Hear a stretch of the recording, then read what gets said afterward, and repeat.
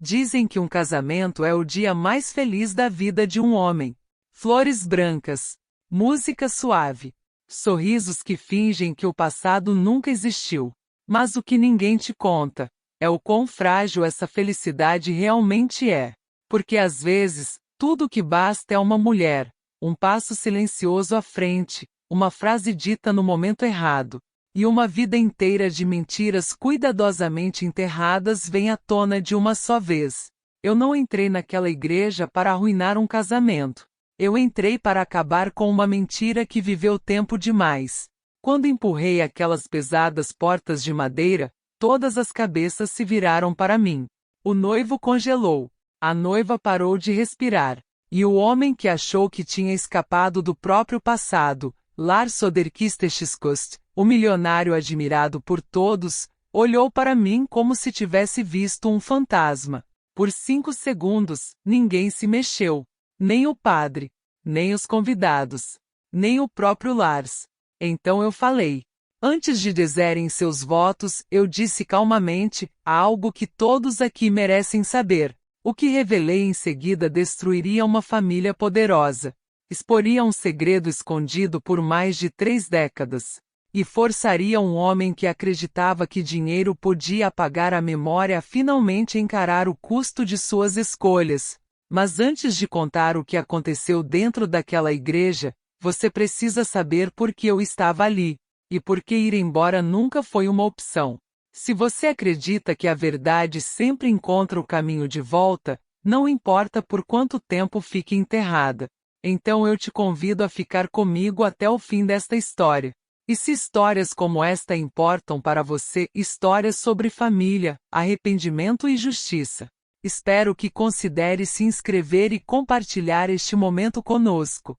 Que os anos à frente lhe tragam clareza, paz e a coragem de encarar todas as verdades que a vida colocar no seu caminho. Meu nome é Elin Strom. Tenho 32 anos. E esta é a minha história. Cresci acreditando que o silêncio era força, que suportar a dor em silêncio era uma forma de dignidade. Essas são lições que você aprende cedo quando sua vida começa com perguntas sem resposta. Eu nunca conheci meu pai enquanto crescia. Minha mãe, Christine Mal, me criou sozinha em um pequeno apartamento onde as paredes eram finas e os invernos pareciam intermináveis. Ela trabalhava longas horas, falava muito pouco sobre o passado e nunca reclamou de nada. Sempre que eu perguntava sobre ele, seus olhos suavizavam e então se desviavam. Ele fez a escolha dele, ela dizia, e nós temos que viver com a nossa. Só mais tarde eu entendi o que isso realmente significava.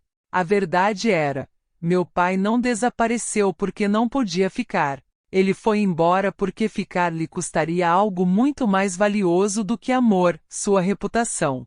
Aquele homem era Lars Söderqvist. Naquela época, ele já estava em ascensão. Ambicioso, respeitado, implacável da forma silenciosa que homens poderosos costumam ser. Um relacionamento com uma mulher como minha mãe não se encaixava no futuro que ele estava construindo. Então, quando ela contou que estava grávida, ele fez o que homens como ele fazem de melhor. Ele foi embora. E pagou para garantir que ninguém jamais falasse sobre isso. Por anos, vivi uma vida moldada pela ausência. Aniversários sem um pai.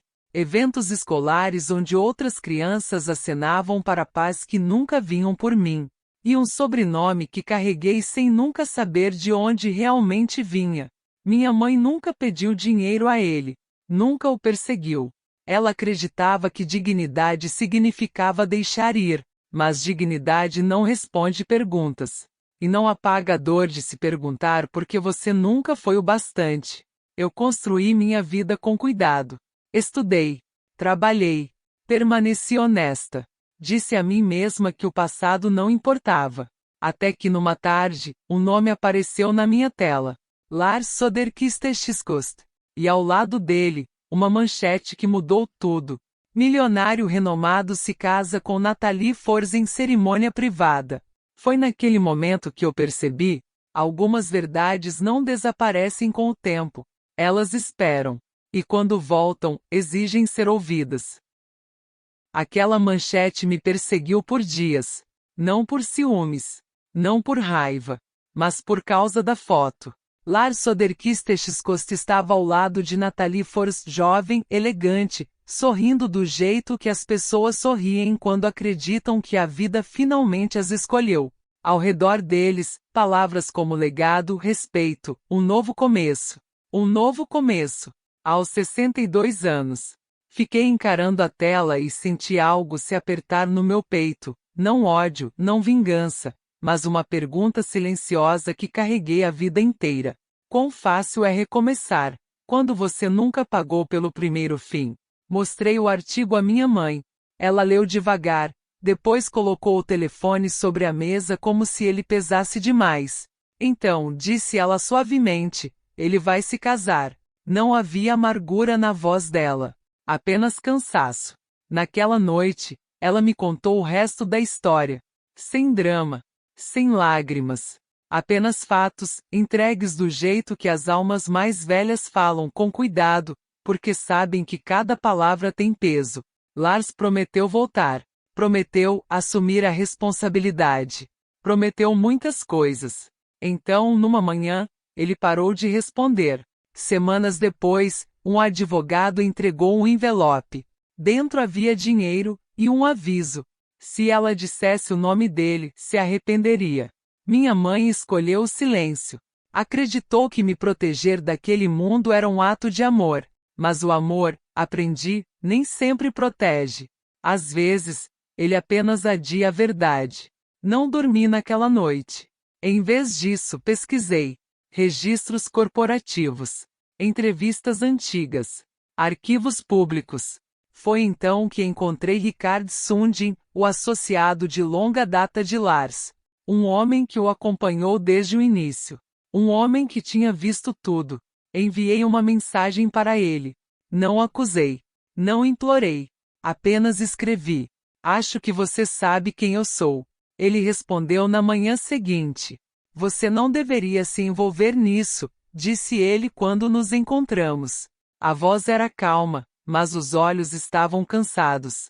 O passado não perdoa do jeito que as pessoas pensam. O silêncio também não respondi. Rikard não negou. Isso, por si só, me disse tudo. Ele me alertou sobre o casamento. Sobre os convidados. Sobre Thomas Linde, o celebrante, um velho amigo da família que ajudara a manter a imagem de Lars impecável por décadas. Eles vão protegê-lo, disse Rikard. Sempre protegeram. Fiz apenas uma pergunta. Ele alguma vez perguntou sobre mim? Rikard desviou o olhar. Essa foi a minha resposta. Se você já ouviu uma história até aqui, peço que pare por um instante.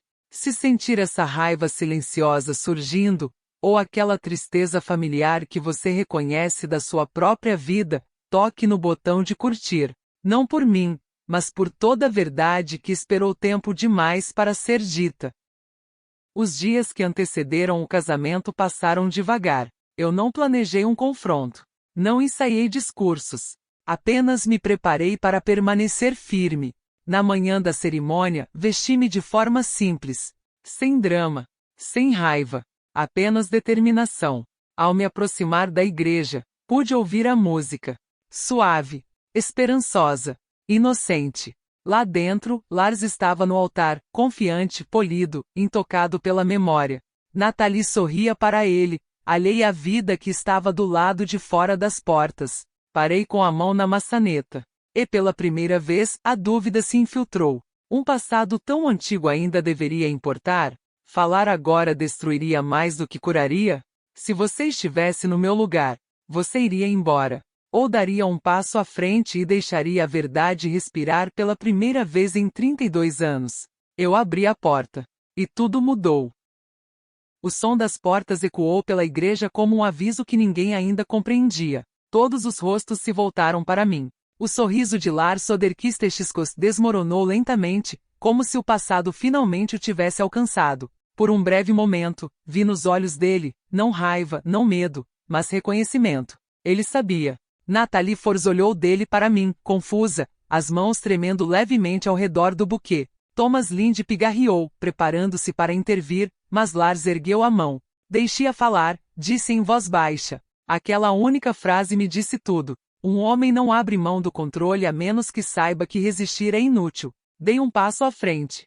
Meu nome é Elin Strom, disse eu, com a voz firme. Tenho 32 anos. E sou sua filha. A sala parou de respirar. Alguém suspirou. Alguém cochichou. O rosto de Nathalie perdeu toda a cor. Eu não levantei a voz. Não acusei. Apenas disse a verdade da forma que as almas mais antigas entendem, sem drama, sem crueldade. Nasci de Christian Mal, continuei. Uma mulher que você amou um dia, e abandonou quando amar se tornou inconveniente. Lars abriu a boca, depois a fechou. Não houve negação. Apenas silêncio. Ricard Sundin se levantou da segunda fila. Sua voz falhou quando falou. Ela está dizendo a verdade. Foi naquele momento que a mentira finalmente morreu.